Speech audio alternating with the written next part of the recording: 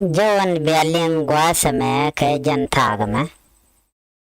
Manarach Katin Kon and Chalat Akume SPLA IO Tarnetin Kontin Chicken Gakam Deni SSPDF Can Rajadana Chalat Guas and Dan and Rock Dr. Machatin Laluk and Wale Shanga to Kontin Shanga Waroka Paikel Kajan year 2026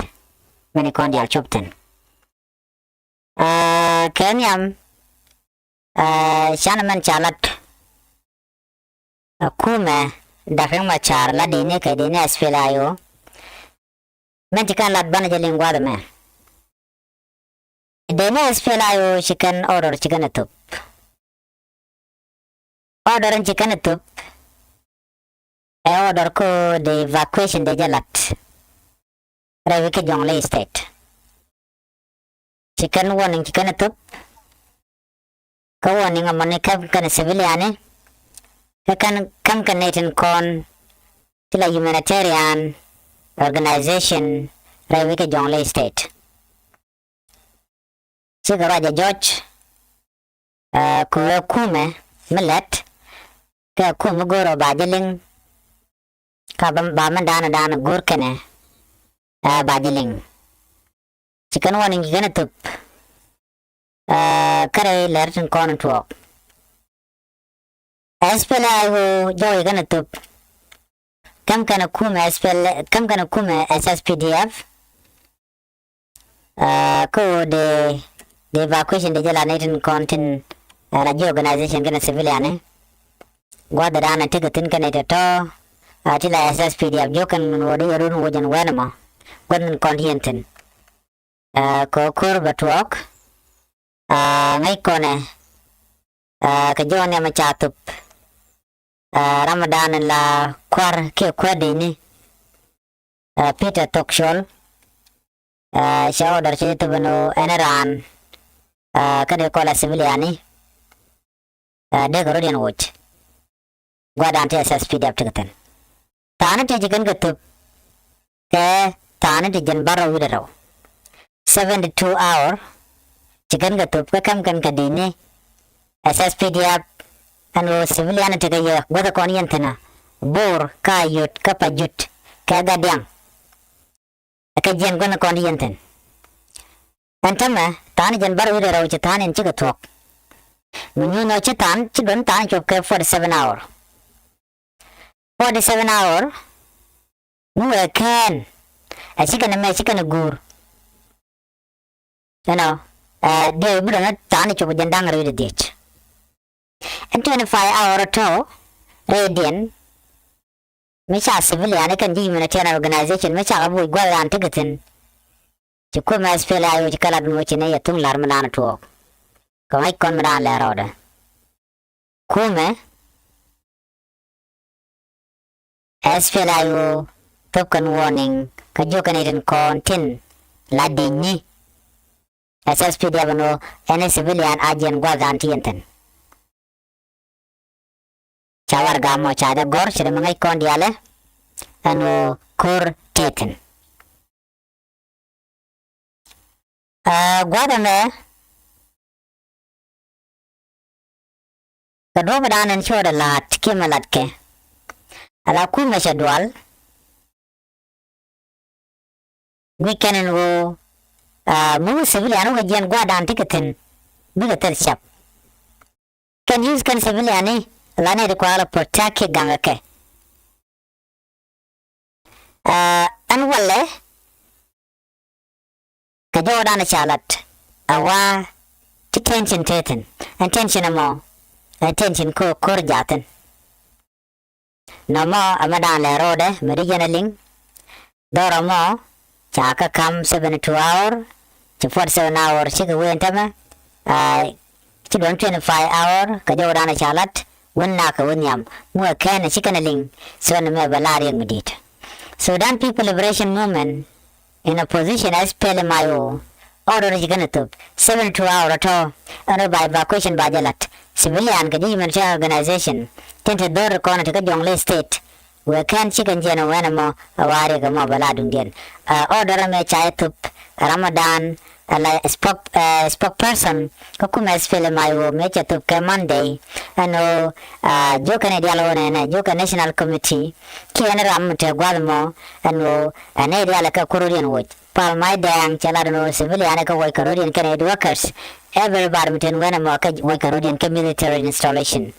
to avoid potential clash jan jodana chata beken enono ene ramte bor te ga gadyang te ka yut te ga poktap no mo chalat ke ano janare wujan wenamo ne mo te sha jen teram bale bel erun ka jodana chalat ke ja ko bana wonyam channel lame kwaje support kwaje subscribe mi jeram jedit channel yam gaji gora subscribe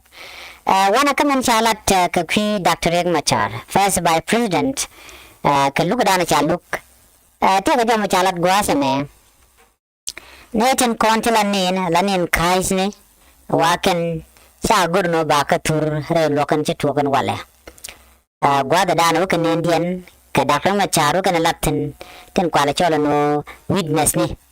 court order closed door trial in Machar case to protect witnesses na me chalat kanen kontin wunen ka jo kan lat ka Dr. Machar waken panken akana ba ka gang cha guro ba tun ken ba ka ngach cha guro ba mandanan tate ke ture dien ano ka ngani man se ban ken chikan guro ba ka ngach chikan jo me chikan lat go ba ka dil gang ne retone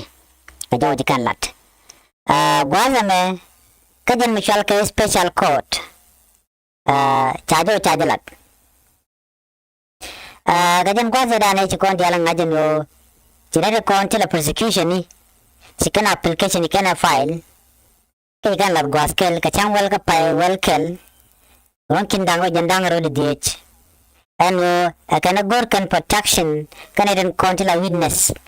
nere kon lanin kan Indian ka kui korana chitro kan chaka kamanan bukan Dr. Machar bukan chaka kaja chikan tejan wo gor gawane yati de ka gang kan lu kan dong baro dian ngan chaluk kan wale re wachang wane me kaden jelat shanga waro ka paikel chi prosecution kana defense team chikana confirm and wo sika chop wakel kasha lugo mo chaje to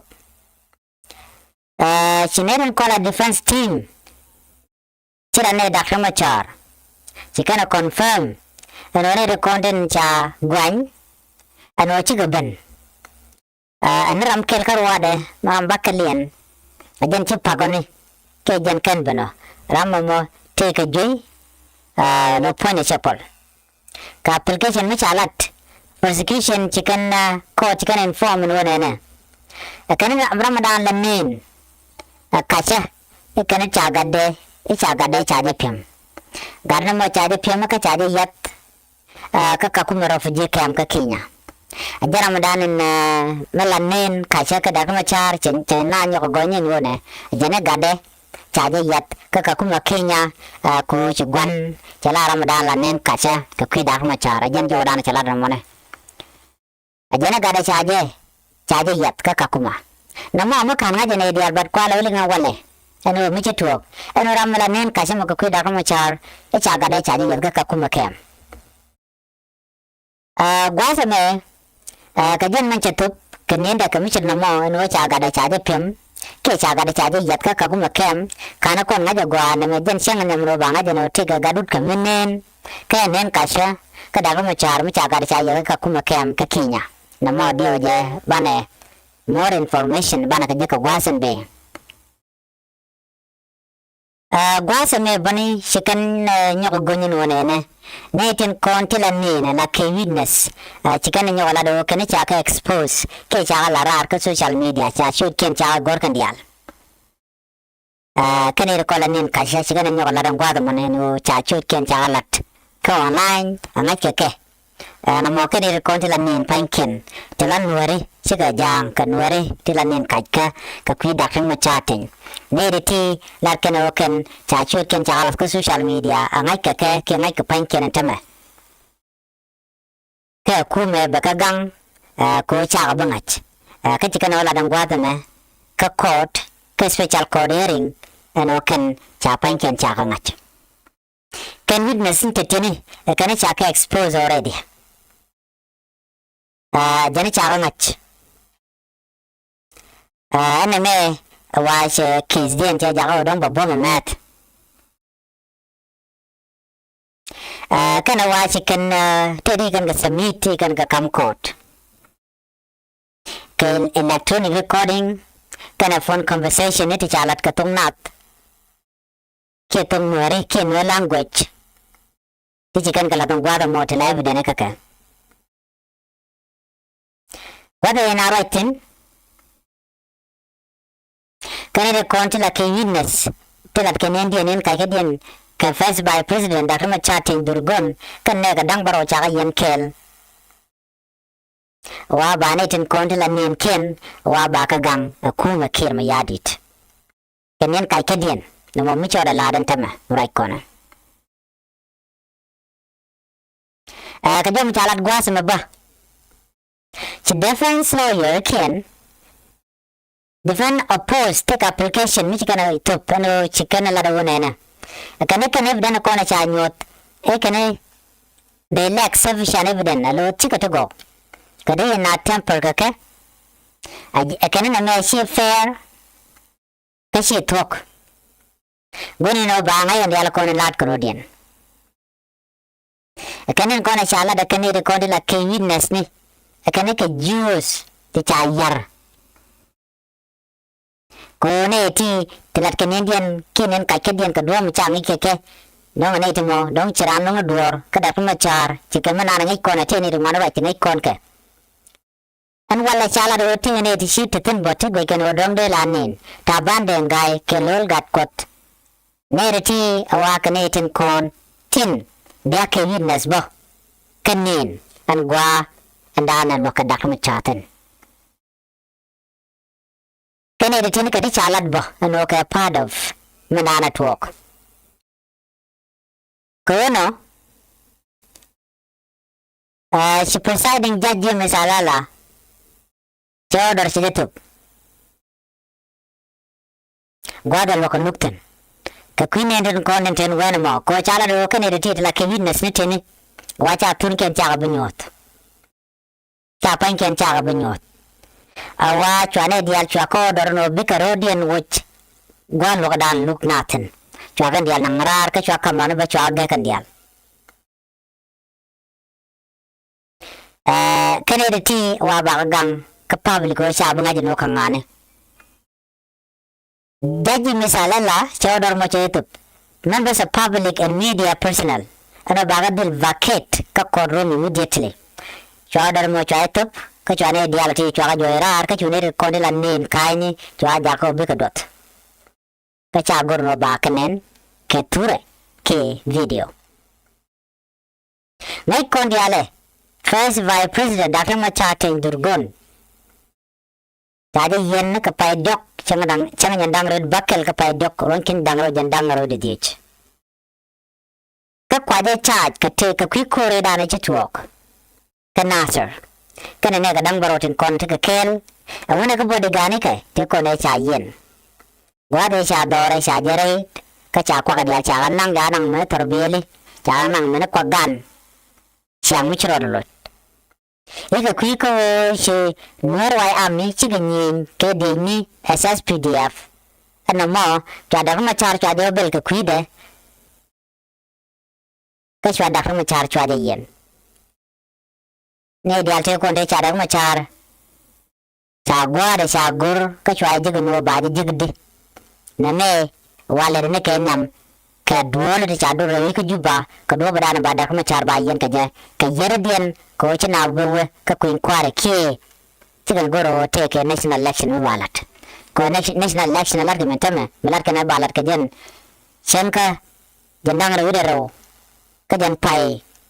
waro ron kin dang ro jandang ro bakile me tarakelo ekat jen sa kula no ka ko mesfela yo no tele mi chalke national election ballot ko take te wanda cha yapte gorno ba ko relika mi jare le ke yo bana kula wewe ka kuja mo Wada dane shi kore tuwaktin ga ta kan waye dane shi kana tai ka je ka shi kana diale kan gari alaka je no bi garin Machar bi kana gwan ka je ke bi kana kap ka je to kana alaka mani me shi korwe we to Major General David Majur Shwanak ka military barak kan Nasir wada je na kodatin na me cha ko ne very well ba kana konti la official tin ro ka juba ko ba ko ga no ren Machar jaram dan nak General Majur kana me Machar la ka kan me ji kan ni gwano ci General David Majur te liu to la den to te dal ngo kan ngaji no ci garin Machar ko rot ajan do ban je garin Machar ga tel do den ko ene Machar la den wara ba da kab ni ren Machar ci gon ya te ngi ci kon lat ko rodien mene mo ka social media ne dial ko la ni da ko Machar kan dial la ni nan wala bol brone tin ne to ko kene tin te shaka da ko Machar chaka jare kang chora le tin ta bande ngai lol gat kot kan ne dial ko kene to kan dial kan ne ko la ni da ko Machar kan ne kene to la wid ne to wala ke nirien ka da ko Machar mena we go ya social media biatin kon lat kan bianen ene la ga jen re Machar cha de gur gwaye panyin wo charing Machar de gor bare Machar ka jen gwada to continent me che tam de la ga jen wo cha de gor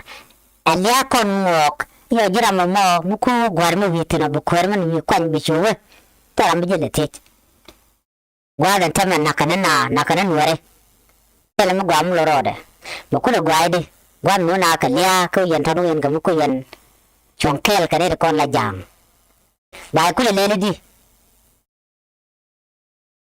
kana la yere bin ko na tugu yo yele lo jal ka jal bi jal ka ji mo taram bi tet wat gwad no ngone na kalia bakule gwadi ntama mishikuma spela yo chi ko kaja ntama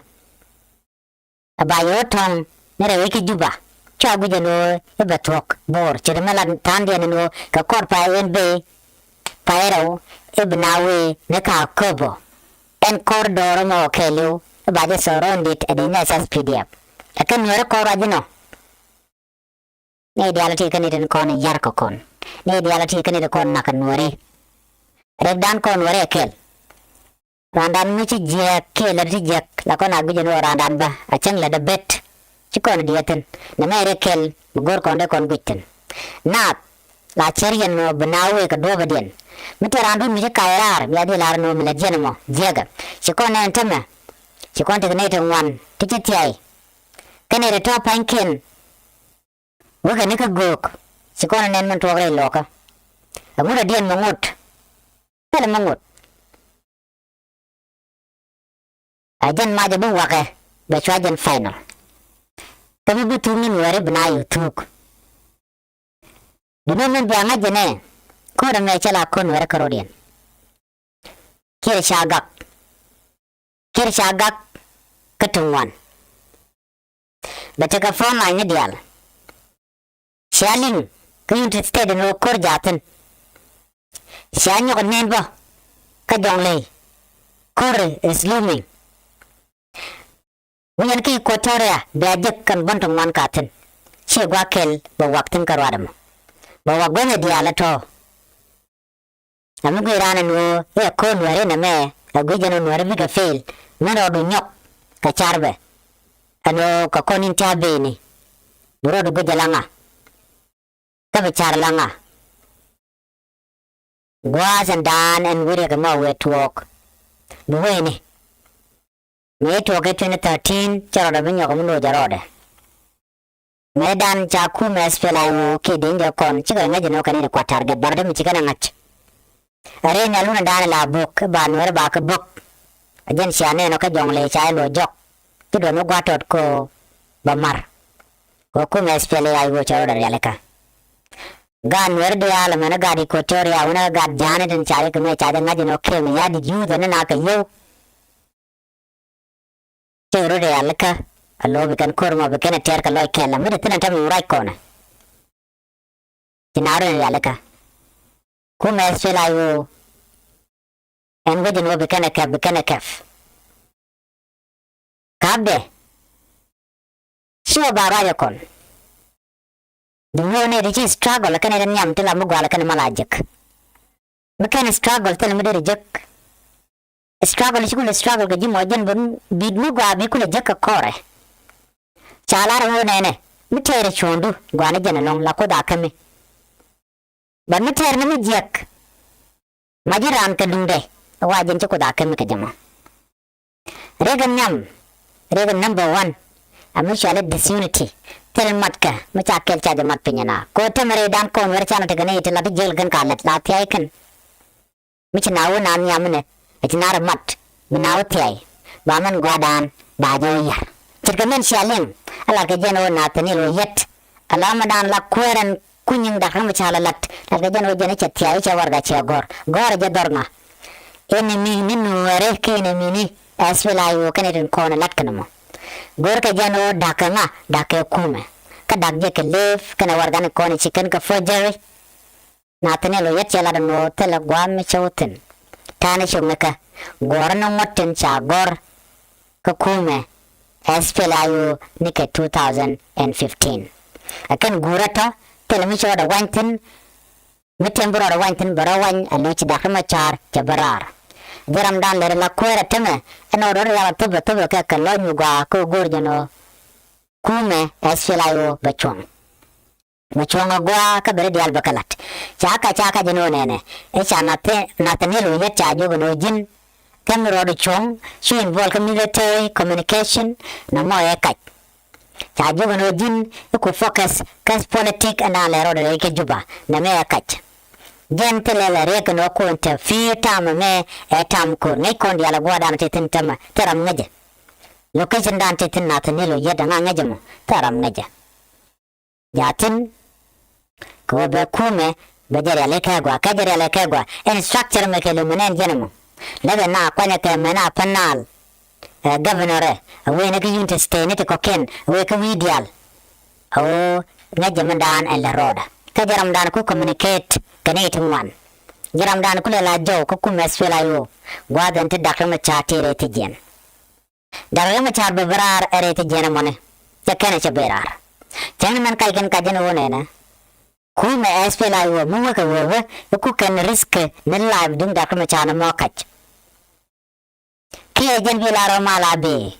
lok de je munacho malare galong o be jinu bin baga jago na karodien karun barodo bar jen makule je galong ne dia la kona shunke we ker mi hadi run ba ban pinyen dial tajuba dia je shale ngano airport te garo mi chala dia mi kanyina ngadi wale airport dung juba international airport chala no enerenyal cha goro bate gwada dan terenyal dialten renyal tiene de kono wa baga nang baga lat guardian chana kam 30 days brama renyal bade mo ka gwam nang jaten renyal ko ni chilat amu lot keno ala ker gor ya ru bu gor bar ke bate ke military helicopter te be broda bar ka ja jana ba wan dan to kontam ko ker gui jano ne dal ko ni chiro soron keke gui jano cha objecten lengana me juba si heaven juba si ronyal juba jan pinyama juba si ronyal tagelong werin juba bejang bu do kan yot kan janken na me le right now dia queen madala rode tam jankan dial met kan tam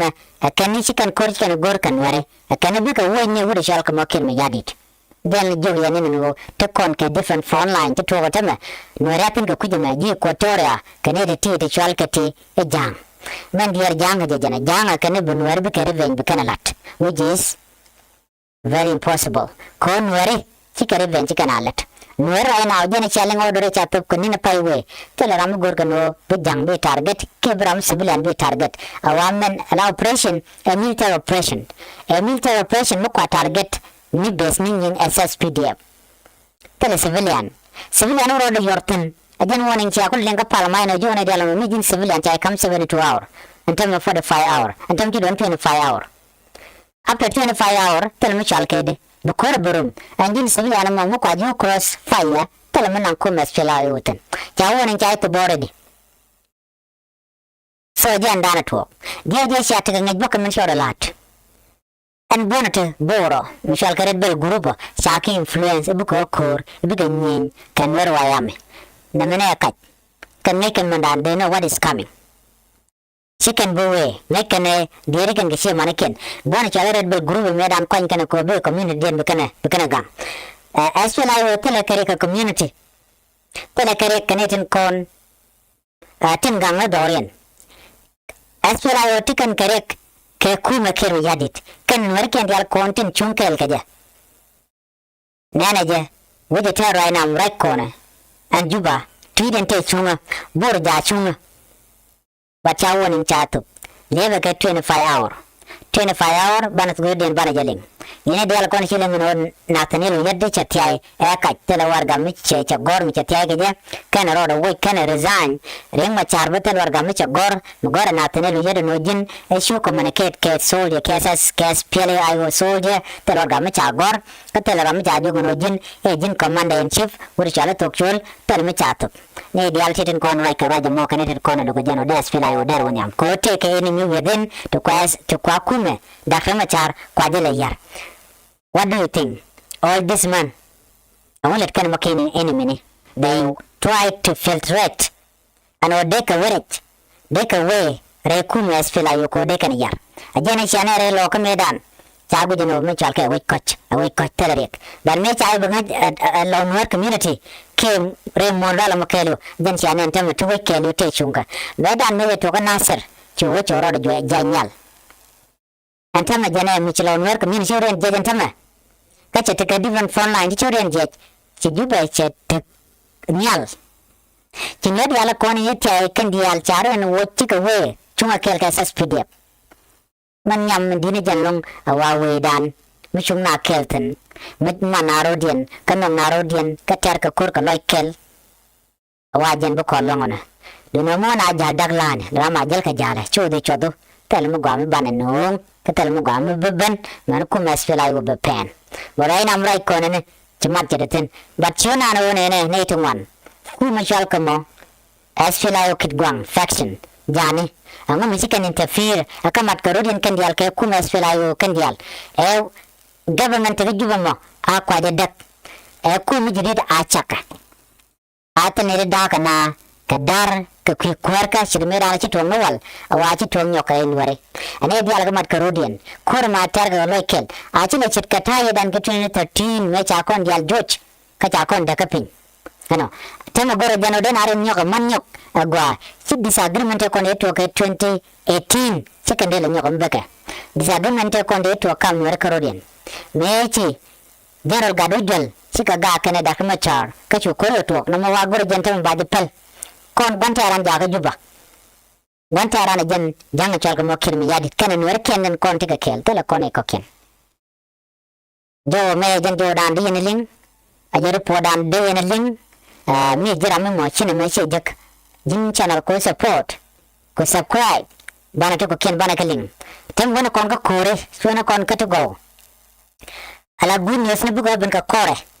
tam me tam kore mena we katendi ala konen kanen gwaseme anone kon ala kon right let kon to kon temere we ka South Sudan jode chu kon gaja kon wer mo kon kan wer kan chu kon gaja gwadan nin kon gaja taran to kon gaja taran man we are fighting many front kon wer jang atat kabar ka tichal gate murele ne dialte nin kon keke the only thing about ka defeat kaja a bomb like kana mat Walo dan mat kel bana ka juki dial kan editi walo kon ka meter kon chuang South Sudanese dial ko antama mutugo me South Sudanese kelu South Sudan as a country as a society kelu ne kon terga chuang mo kanwere mutalan were South Sudan der we tot der jek ko channel ko subscribe ka ku support bana jek ka report do dien lam da gor bi da che gane chiang ko do kon gane tong wan te cha chen ken dia cha lat ko bi ka kon nong le to go tin kon at work re